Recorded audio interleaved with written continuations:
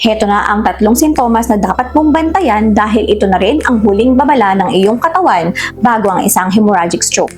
Kung napanood mo ang teaser ko, alam mong hindi biruan ang usapan na ito.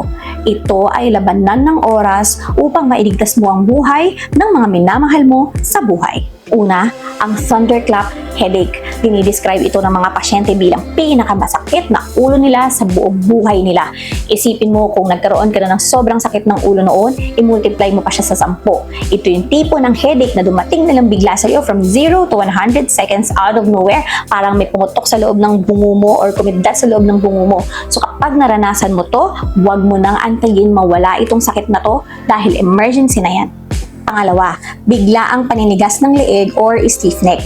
Hindi ito dahil sa maling unan lang. Sa hemorrhagic stroke, ang dugo ay kumakalat at iniirita ang lining ng utak at ng spinal cord.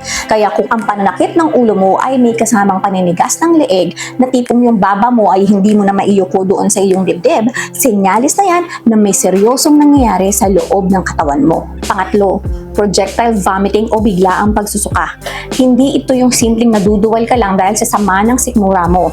Ito ay ang pagsusuka na parang biglang lumalabas ng malakas dahil sa sobrang taas ng pressure sa loob ng utak mo. Madalas itong may kasamang pagkahilo at paglabo ng paningin. Ngayon, paano mo ililigtas ang mga mahal mo sa buhay kapag nakita mo ang mga sintomas na ito? Ito ang mga dapat at hindi mo dapat gawin. Huwag mo silang bibigyan ng gamot. Ito ang pinakamahalaga. Huwag mo silang painumin ng aspirin o kahit anong blood thinners. Kung ang stroke ay dahil sa putok na ugat, lalo lang aagos ang dugo kapag uminom sila niyan. Pangalawa, huwag mo silang pakakainin o paiinumin ng kahit ano. Dahil nanghihina ang muscles nila sa lalamunan, baka lalo silang mabulunan kapag pinakain mo sila o pinainom at barahan ng tuluyan ang kanilang daanan ng hangin at lalo silang hindi makahinga.